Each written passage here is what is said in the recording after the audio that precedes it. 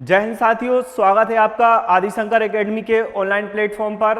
जैसा कि आप जानते हैं कि एनटीपीसी का जो प्रैक्टिस सेट हमारे द्वारा चलाया जा रहा है मैथ्स का, उसमें हम पिछले कुछ टॉपिक कंप्लीट कर चुके हैं और आज हम एक नए टॉपिक के साथ आपके सामने आए हैं। तो साथियों, आज जिस टॉपिक की हम बात करेंगे उस टॉपिक का नाम है एलसीएम एंड एचसीएफ। तो आज की क्लास में हम इससे संबंधित जो भी प्रश्न होंगे उनको हल करने का प्रयास करेंगे और उसमें जो जो कॉन्सेप्ट आएगा जो आपके एग्जाम के लिए काफी महत्वपूर्ण है, उस कॉन्सेप्ट को हम समझने का प्रयास करेंगे और उस पर आधारित क्वेश्चन को हल करने का प्रयास करेंगे। ठीक है, तो सबसे पहले हम एलसीएम और एचसीएफ का थोड़ा सा बेसिक जानेंगे, फिर इसके बाद हम क्वेश्चन की तरफ चलेंगे। ठीक है, तो आइए, यहां जैसे दो शब्दों का प्रयोग किया है, पहला है एलसीएम और दूसरा है एचसीएफ।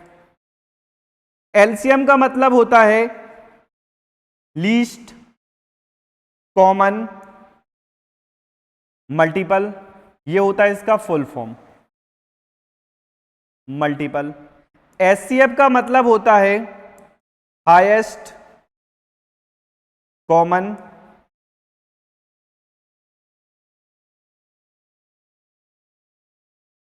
फैक्टर। ठीक है, तो देखो इसमें एक शब्द का प्रयोग आप देख पा रहे होंगे, इसमें लास्ट में लिखा है मल्टीपल और इसमें लिखा है फैक्टर। फैक्टर को हिंदी में बोलते हैं गुणनखंड और जो मल्टीपल है इसको कहते हैं गुणज या गुणक।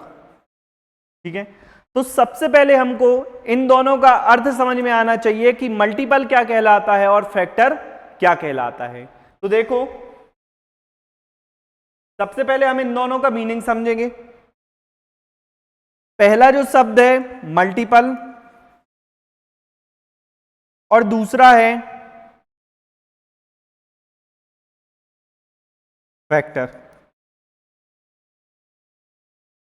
तो मल्टीपल का मतलब होता है ऐसी संख्या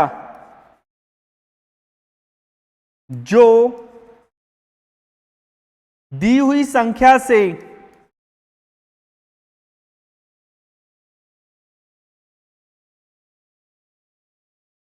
पूरी तरह से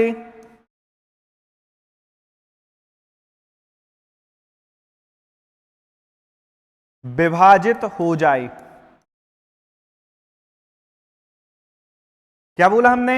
ऐसी संख्या जो दी हुई संख्या से पूरी तरह से विभाजित हो जाए। और फैक्टर का मतलब होता है ऐसी संख्या जो दी हुई संख्या को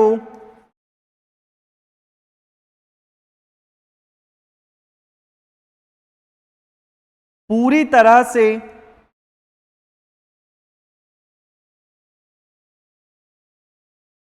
दी हुई संख्या को पूरी तरह से विभाजित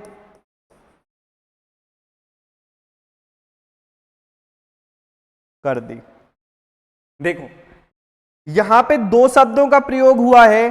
पहले जो हुआ है दी हुई संख्या से, और इसमें बोला है दी हुई संख्या को।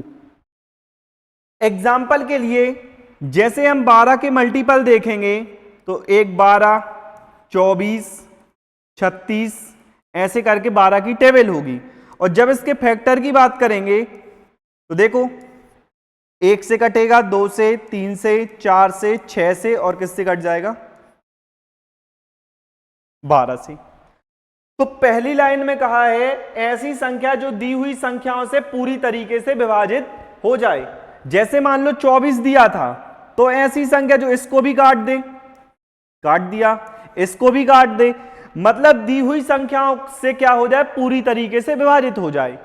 और फैक्टर में हमने कहा कि दी हुई संख्याओं को पूरी तरह से विभाजित कर दे। जैसे 12 था तो 12 किस किस से कट सकता है? 1 से, 2 से, 3, 4, 6 और 12। तो जिस जिस से वो संख्या कट जाए तो वो उसके क्या कहलाते? गुणनखंड। साफ शब्दों में अगर इसकी बात करें तो 12 की जो टेबल है वो उसके मल्टीपल कहलाएंगे और 12 किस किस संख्या से डिवाइड हो सकता है वो उसके क्या कहलाएंगे? गुणनखंड। आए समझ में? तो देखो यदि इसके हिंदी मीनिंग की तरफ जाएंगे एलसीएम का, तो लीस्ट मतलब वह छोटी से छोटी संख्या, लीस्ट मतलब क्या होता है, छोटा संख्या, और हाईएस्ट मतलब क्या होता है, हाईएस्ट कॉमन फैक्टर, मतलब हाईएस्ट मतलब बड़ी से बड़ी। तो यहां हमेशा ऐसे याद नहीं रखना है कि बड़ी से बड़ा बोला हमने एचसीएफ निकाल दिया, छोटी से छोटा बोला हमने एलसीएम निकाल दिया, ऐसा कंपलसरी नहीं है। वो डिपेंड करेगा क्वेश्चन क्या पूछना चाह रहा है। हम डायरेक्टली इसको याद नहीं रख सकते हैं, क्वेश्चन पढ़ेंगे उसमें समझेंगे कि क्या करना है, उसके हिसाब से हम करेंगे। ठीक है, तो देखो एलसीएम का मतलब होता है, जैसे हमने चार संख्याएं ली, एक लिया 4, 16 और 64, तो एलसीएम का मतलब होता है वह छोटी से छोटी संख्या जो दी हुई संख्याओं से पूरी तरीके से डिवाइड हो जाए। जैसे इसका एलसीएम होता है 64, क्योंकि 64 से तीनों संख्याएं कट जाती हैं, 128 से भी कट सकती हैं, लेकिन छोटा कौन सा है, 64, तो एलसीएम क्या होगा 64, 128 एलसीएम नहीं होगा। क्यों? क्योंकि हमको देखनी है छोटी से छोटी संख्या। यदि जैसे एचसीएफ की बात करें इसी में 4, 16 और 64, तो देखो यहां से जो 2 है, 2 से तीनों कट सकते हैं, ये भी और ये भी, और 4 से भी कट सकते हैं। इसके अलावा तो कोई संख्या नहीं है जो तीनों को काट दे। ठीक है, लेकिन इसमें क्या बोला है, बड़ी से बड़ी, तो बड़ी संख्या क्या है 4, तो इसका एचसीएफ क्या होगा हमारे पास 4, 2 इसका एचसीएफ नहीं होगा, क्योंकि एचसीएफ का मतलब होता है बड़ी से बड़ी संख्या। इतना आया समझ में? इसको देख लो, फिर इसके बाद हम आगे क्वेश्चन करेंगे।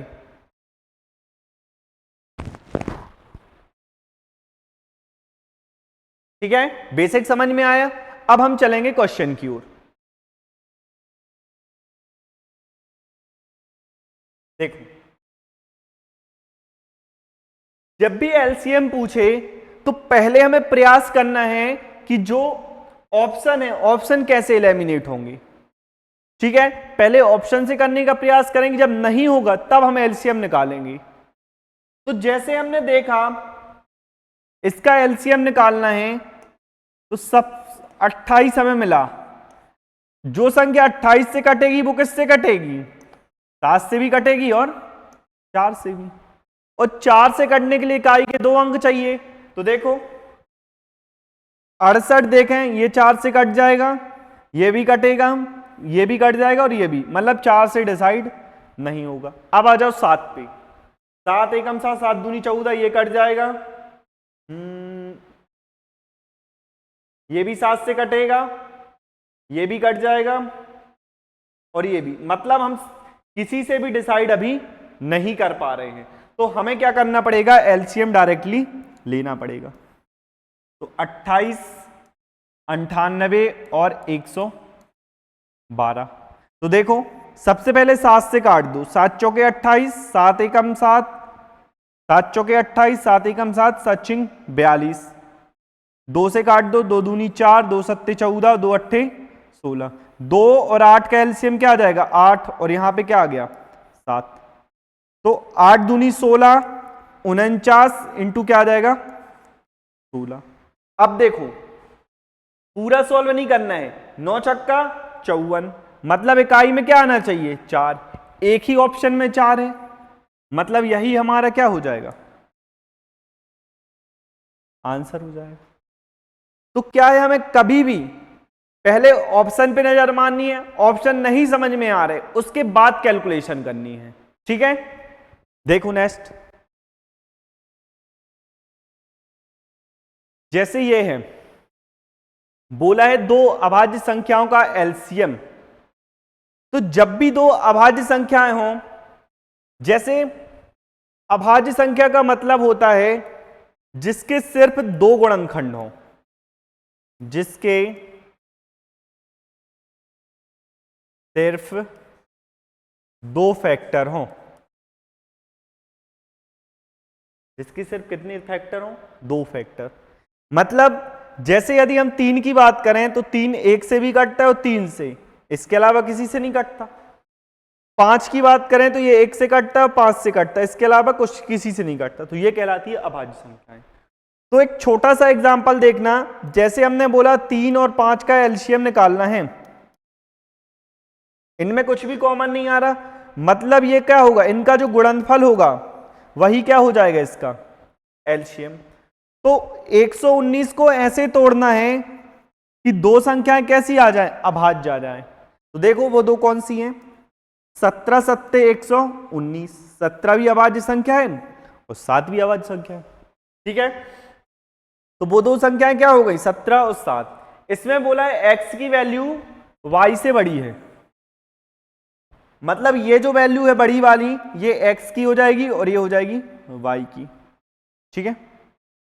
रख दो मान, y की वैल्यू 7, 7 थी 21 माइनस 17, मतलब आंसर क्या आ जाएगा,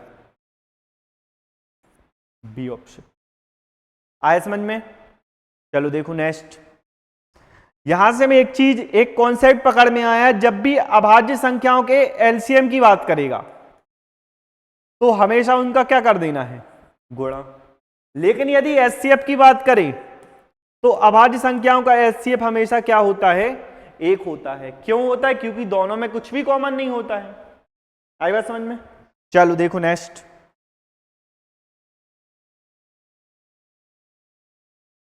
अब देखो, अब बोला है सह अभाज्य संख्याओं का गुणनफल।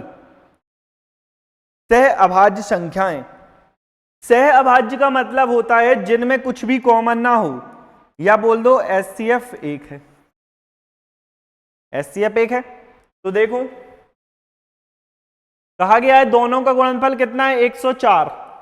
तो हमने अभी बताया कि वो अभाज्य हो या सहअभाज्य हो, उनका गुणनफल ही हमेशा क्या होता है, उनका एलसीएम होता है। मतलब गुणनफल 104 है तो एलसीएम कितना आ जाएगा, 104। पेन उठाने की भी जरूरत नहीं है इसमें। चलो नेक्स्ट देखो, अब ये क्वेश्चन है, देखो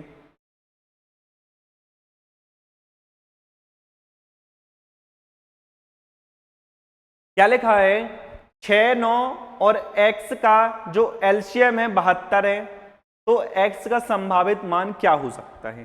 तो देखो 6 को हम क्या लिख सकते हैं, 2 इंटू 3। हम 9 को क्या लिख सकते हैं, 9 को लिख सकते हैं 3 इंटू 3। अब यहां जो मान आएगा, देखो बहुत सारे मान हो सकते हैं, लेकिन हमें ऑप्शन के हिसाब से देखना है कि कौन सा हो सकता है। तो देखो यहां से 3 तो आ जाएगा, 1 3 ये आ जाएगा और 2 ये आ जाएगा, 3 दूनी 6 थी 18, और हमको कितना चाहिए है, 72। 72 मतलब 18, 4 और चाहिए, तो ये यहां से 1 2 रखेंगे तो ये इसमें चला जाएगा, 1 और 4 आ जाएगा। मतलब इसका एक मान क्या हो सकता था, 4 हो सकता था, 18 चौके 72, लेकिन 4 हमारे किसी भी ऑप्शन में नहीं है। तो देखो अब क्या करेंगे, ये बताओ, जैसे तीनों में 2 था, 2 था तो एक बार 2 आ गया कॉमन, वैसे ही तीनों में अगर 3 होता तो भी कॉमन आ जाता, 1 3 ये होता तब भी कॉमन आ जाता, और 1 4। जैसे ये 6 था, 2 था, 9 में 2 नहीं था, इसमें था 3। अब x जो संख्या थी हमने मान लिया इसमें 2 है, तो एक बार क्या कॉमन आ जाता, 2 कॉमन आ गया। जैसे यहां 3 था, हमने यहां भी 3 मान लिए, तो एक बार क्या कॉमन आ जाता, 3। अब इसके बाद यहां भी ऊपर 3 था, 1 3 और यहां है, 1 3 और हम यहां मान लिए, तो 1 3 और यहां से कॉमन आ जाता। तो 3 दूनी 6 थी 18 और 1 4 आ जाता, 18 चौके क्या हो जाता, 72। ठीक है, मतलब यहां पे क्या हो सकता था, 72, यहां पे डायरेक्टली 72 भी आ सकता था। 72 क्या हमारे ऑप्शन में है, नहीं है। अब उसके बाद देखो हमको जरूरत कितने की थी, 4 की जरूरत थी, तो जो भी आंसर होगा 4 का क्या होगा, मल्टीपल, मतलब ये आंसर नहीं हो सकता। अब देखो 4 ले लिए, अब देखो 4 के बाद एक बार 3 उठा लो, 4 के बाद हमने उठा लिया 3, 4 3 क्या हो जाएगा 12। तो यहां से जब 6 और 9 का हमने एलसीएम लिए तो ये आ गया 18, 18 आ गया।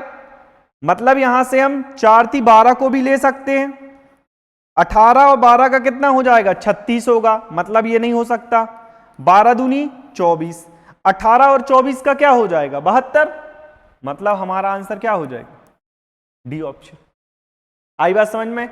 इतना टाइम सिर्फ समझाने में लग रहा है, बाकी जब हम करने पे जाएंगे तो हम यहां से देखेंगे ये संख्या ली, एक एक संख्या उठा के रखते जाएंगे और हम चेक कर लेंगे। आई बात समझ में? चलो देखो नेक्स्ट। अब देखो उसमें बोला गया है एलसीएम, तो जब भी गुणा में एलसीएम दिया होता है तो जो सबसे बड़ी पावर होती है वो होती है एलसीएम, जो दोनों में कॉमन हो उसकी सबसे बड़ी पावर। जैसे हमने यहां पे लिखा 3 की पावर 4 इंटू 4 की पावर 5, और यहां लिखा 3 की पावर 5 और 4 की पावर 8, तो बड़ी पावर क्या है 3 की पावर 5, तो यहां से 3 की पावर 5 आएगा, यहां 4 की पावर 8 तो ये आ जाएगा। ठीक है, और कोई अलग से संख्या होती जैसे यहां 7 की पावर 2 तो ये भी आ जाता। ठीक है, तो यहां पे देखना 2 की पावर 3 और 2 की पावर 2, इसमें से बड़ा क्या है 2 की पावर 3, 3 की पावर 4 और 3 की पावर 6, बड़ा क्या है 3 की पावर 6, 5 की पावर 3 और 5 की पावर 5, मतलब 5 की पावर 5 बड़ा है, और ये बच गया 7 की पावर 2। देखो किस ऑप्शन में 2 की पावर 3 इसमें है, इसमें 2 की पावर 3 नहीं है, इसमें नहीं है, ये गलत। तो ये 2 की पावर 3, 3 की पावर 6, मतलब यहां भी नहीं है, मतलब यहां पे कहीं ना कहीं ऑप्शन में कुछ ना कुछ गड़बड़ है, क्योंकि 2 की पावर क्या आना चाहिए 3, हम इसको सही कर लेते, 2 की पावर 3, 3 की पावर 6, 5 की पावर 5 और 7 की पावर 2, मतलब ये ऑप्शन क्या होगा आंसर। यहां प्रिंटिंग मिस्टेक थी, 2 की पावर 4 नहीं आएगा, 2 की पावर क्या आएगा यहां से 3, क्योंकि पावर बड़ी है। ठीक है, चलो नेक्स्ट देखो।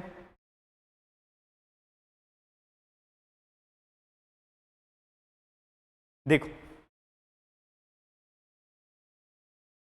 साथियों, ये क्वेश्चन हमेशा एग्जाम में पूछा जाता है और हम इसमें क्या करते हैं एलसीएम निकालने का प्रयास करते हैं, जिससे काफी टाइम उसमें लग जाता है। यदि हम इसको डिविजिबिलिटी रूल से अगर करेंगे तो इसमें हमें ज्यादा टाइम नहीं लगेगा। और यदि आपको डिविजिबिलिटी रूल याद नहीं है तो आप फर्स्ट क्लास में जाके नंबर सिस्टम की जो पहली क्लास है उसमें मैंने पूरे डिविजिबिलिटी रूल रिवाइज कराए थे, आप वहां से देख सकते हो और उसके बाद इस वीडियो को देख सकते हो। ठीक है, तो देखो उसमें बोला है कि जब भी हमको ये 5 दिख जाता है बस यहीं रुक जाओ। क्या बोला है 5 से विभाजित करने पर रिमाइंडर 1 बचता है, मतलब 5 से डिवाइड करेंगे रिमाइंडर 1 कब बचेगा जब लास्ट में पहले से 1 हो, इकाई का अंक क्या हो 1 या फिर 6, 1 5 से छोटा है तो यही रिमाइंडर हो जाएगा, 6 को 5 से डिवाइड करोगे तो रिमाइंडर क्या हो जाएगा 1, मतलब लास्ट अंक या तो 1 होगा या 6 होगा। तो देखो एक ही ऑप्शन में है 1, डायरेक्टली सही हो जाएगा, हमको कैलकुलेशन से कोई मतलब नहीं है। ठीक है, चलो देखो नेक्स्ट।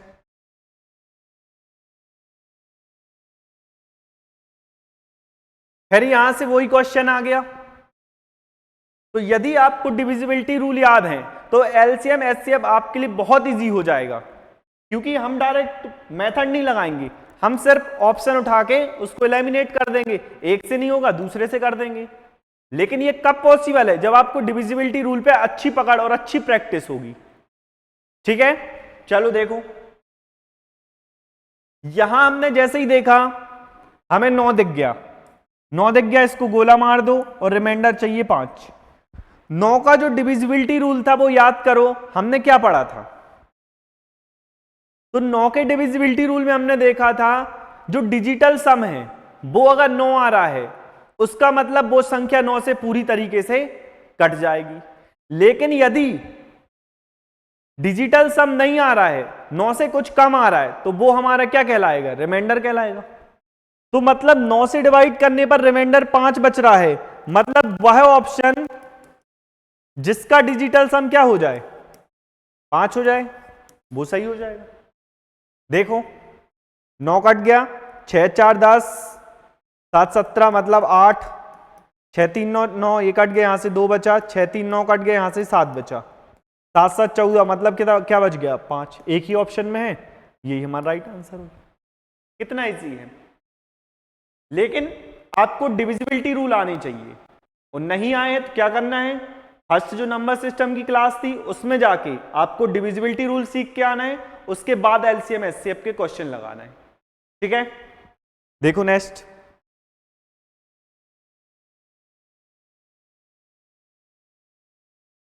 ये देखो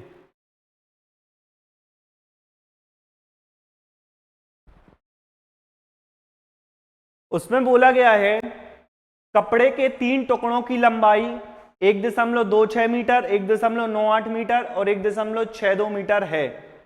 कितनी अधिकतम लंबाई द्वारा इन्हें पूरा से पूरा मापा जा सकता है।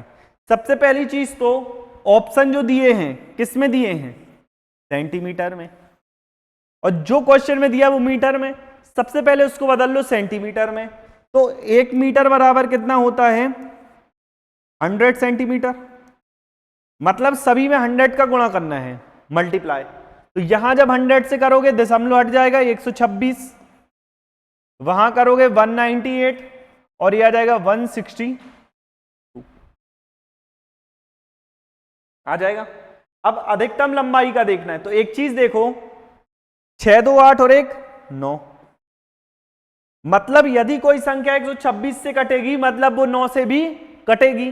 देखो कौन सा ऑप्शन कट रहा, ये नहीं कट रहा, ये नहीं कट रहा, ये नहीं कट रहा, ये ऑप्शन आंसर हो जाएगा। ठीक है, डायरेक्टली कर सकते हो।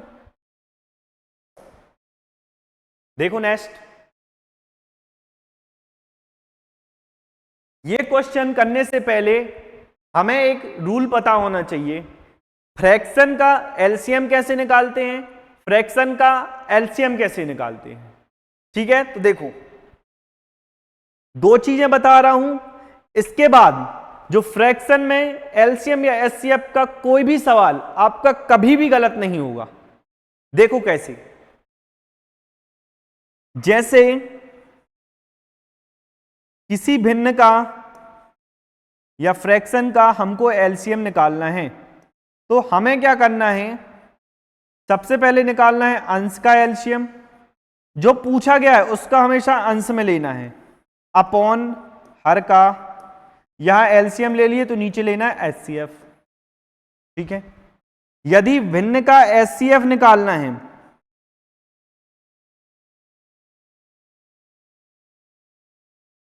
तो अंश का लेना है सबसे पहले एचसीएफ, और हर का क्या लेना है एलसीएम। जो निकालना है उसको रखना है अंश में, और जो सेकंड रहेगा एचसीएफ उसको लेना है हर पे। ठीक है, अब देखो क्वेश्चन 5/6, 6/5 और 3/2, और यहां से क्या है 10/21। ये तो हमें सबसे पहले क्या निकालना है इसका एलसीएम, तो सबसे पहले अंश का एलसीएम 5 6 3 और 10, 30 देखो सबका 30 से कट जाएंगे तीनों, ये आ जाएगा। और इसके बाद एचसीएफ लेना है हर का, तो हर में देखो कुछ भी कॉमन नहीं, मतलब हर का एचसीएफ हो गया 1, तो इस सवाल का आंसर क्या हो जाएगा 30 हो जाएगा। तो एक चीज हमेशा याद रखना है कि जब हमें एलसीएम निकालना है किसी फ्रैक्शन का, तो अंश का निकाल दो एलसीएम और हर का निकाल दो एचसीएफ, और यही चीज अगर एचसीएफ निकालना है तो अंश का एचसीएफ और हर का क्या हो जाएगा एलसीएम। आई बात समझ में। चलो देखो नेक्स्ट,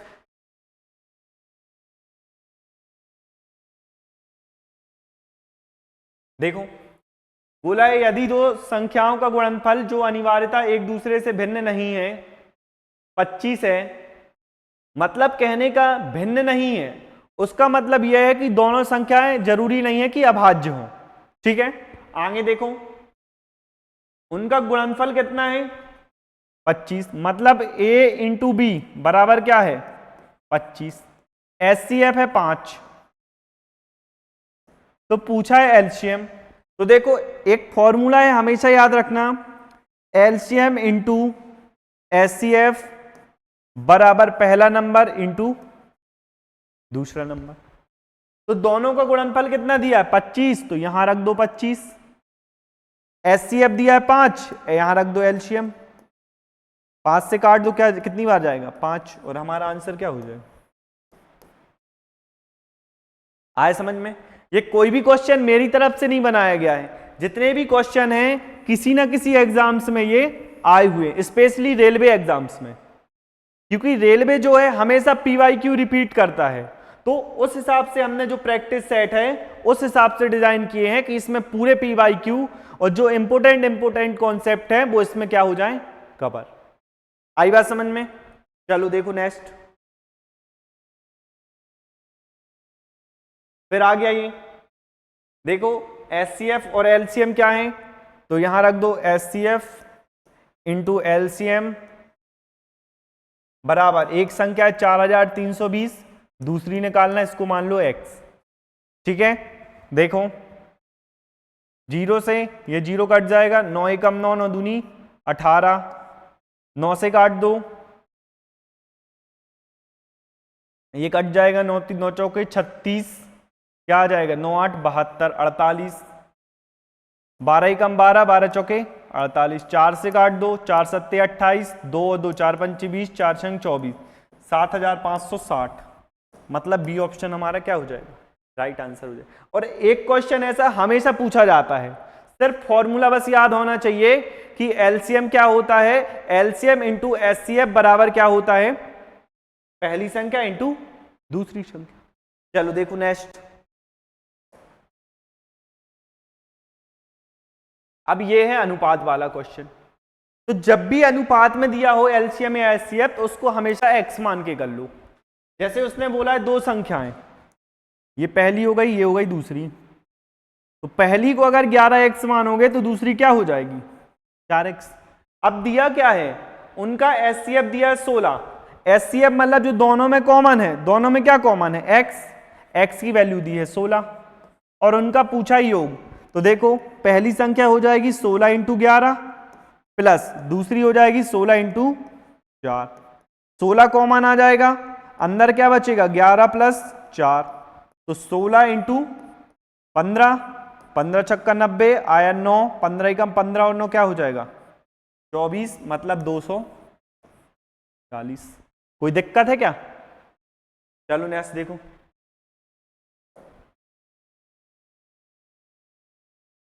एक और आईएमपी क्वेश्चन है ये, और ये भी पूछा गया क्वेश्चन है। इसमें देखो इस क्वेश्चन में टाइम नहीं पूछा है, लेकिन यदि टाइम पूछता तो भी हम इसमें निकाल सकते थे। जैसे इसने बोला 8 बजे एक साथ जलाई जाती हैं, तो 8 के बाद मान लो उनका एलसीएम आ गया हमारे पास 2 घंटे, तो नेक्स्ट टाइम कब जलेगी 10 बजे जलेगी, बस उसी को इसमें टाइमिंग लिख दिया है। आई बात समझ में। देखो बोला है क्रमागत चौराहों पर 35 सेकेंड 42 सेकेंड और 90 सेकेंड के बाद बदलती है, तो वे पुनः एक साथ कब बजेंगी। तो हमको क्या निकालना है इसी में एलसीएम। देखो सबसे पहले देखो यहां हम पहले इसको करते हैं 5 से डिवाइड, 5 से जाएगा ये 7 बार, 5 से ये 42 ज्यों का त्यों 18 बार, 7 एकम 7, 7 छिंग 42, ये 18, 18 और 6 का एलसीएम क्या आ जाएगा 18, 18 पंचे 90, 90 और 7 कितना हो जाएगा 630, 630 ये किस में है सेकेंड में है, और आंसर जो है किस में दिए है मिनट में, तो इसको 60 से डिवाइड कर दो, क्या आ जाएगा 10 बार जाएगा, और 10 से एक ही ऑप्शन शुरू है, तो हमको आगे भी सॉल्व नहीं करना है। यहां 10 आता क्योंकि 6 धाम 60 पर 3 बचता, आगे सॉल्व करते, लेकिन 10 एक ही ऑप्शन में है तो हमको आगे चेक करने की कोई जरूरत ही नहीं है। आई बात समझ में। चलो देखो नेक्स्ट,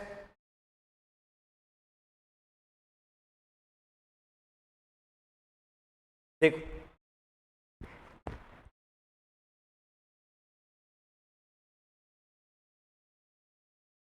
क्वेश्चन को ध्यान से पढ़ोगे इसमें दो चीजें दी हैं, एक तो दिया है सबसे विभाज्य भी होना चाहिए और क्या होना चाहिए, पूर्ण वर्ग। मतलब एक तो सबसे विभाज्य भी हो जाए और क्या हो जाए, पूर्ण वर्ग। तो सबसे पहले ऑप्शन एलिमिनेट करो और ऑप्शन देखो कि कौन सा पूर्ण वर्ग है या नहीं। तो 140 किसी का स्क्वायर नहीं होता, ये कट जाएगा। 186 किसी का स्क्वायर नहीं होता, ये कट जाएगा। हमारे पास बचे दो ऑप्शन। अब देखो जो भी ऑप्शन आंसर होगा 10 से कटेगा, 14 से कटेगा और 28 से कटेगा। अब इसमें भी टेक्निक है कि पहले ए को चेक करें कि बी को चेक करें। तो देखो हमें दोनों चेक नहीं करना है, उसमें बोला है छोटी से छोटी, तो हम पहले छोटी वाली को चेक करेंगे। यदि वो नहीं निकला तो हम ए वाले को डायरेक्टली टिक कर देंगे, उसको चेक करने की जरूरत नहीं। तो जैसे पहले 10 से बोला है, लास्ट में अगर 0 होता है तो संख्या 10 से कट जाती है, मतलब 10 से कट जाएगा। अब यहां जाओ 14, 14 थी 42, 7 0, 14 पंचे 70, मतलब 14 से भी कट जाएगा। 28 देखो 14 से कट गया और 2 से कट गया, मतलब ये संख्या 28 से कट जाएगी। और ये छोटी है तो ये आंसर हो जाएगा। यदि ये नहीं होता तो हम डायरेक्टली उसको टिक मार देते। और 49 देख लो, 49 से 7 का स्क्वायर और डबल 0, मतलब ये 10, किसका स्क्वायर, 70 का, तो पूर्ण वर्ग भी हो गया। आया समझ में? चलो देखो नेक्स्ट।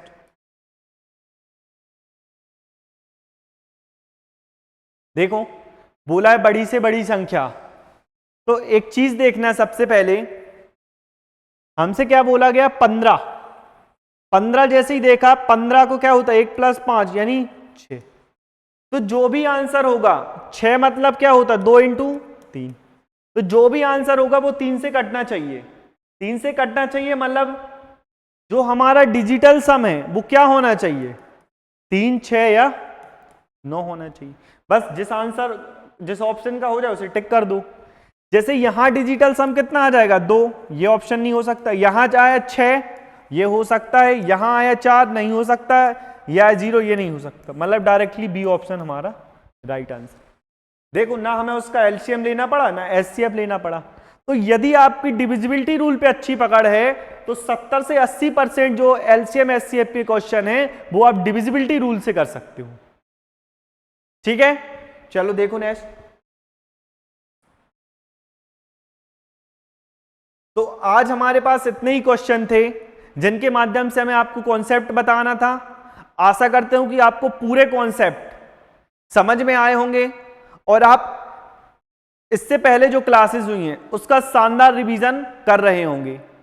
तो यदि आपको क्लास पसंद आई हो तो वीडियो को लाइक करें, और यदि किसी भी क्वेश्चन में कोई डाउट है या कोई सजेशन है आपका तो आप कमेंट बॉक्स में इसको बता सकते हैं। मिलते हैं अगले वीडियो में और एक शानदार टॉपिक के साथ। तब तक के लिए जय हिंद, टेक केयर, बाय बाय।